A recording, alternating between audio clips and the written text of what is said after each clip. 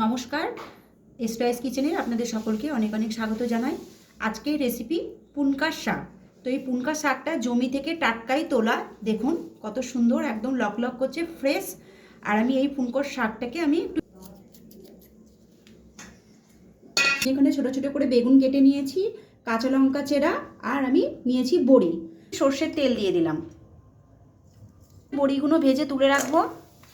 গোটা শুকনো লঙ্কা আর 5 ফোড়ন, বেগুনের টুকরো নিয়ে এবারে কেটে রাখা শাকগুলো এবার দিয়ে দেবো।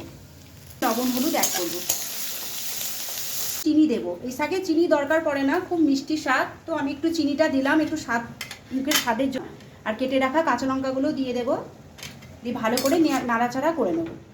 আমি এক্সট্রা জল দিইনি, কারণ শাকটা ভীষণ নরম, খুব মিষ্টি। ভালো লাগলে লাইক কমেন্ট শেয়ার করবেন আর আমাদের চ্যানেলটাকে সাবস্ক্রাইব করে আমাদের পাশেই থাকবেন। ধন্যবাদ।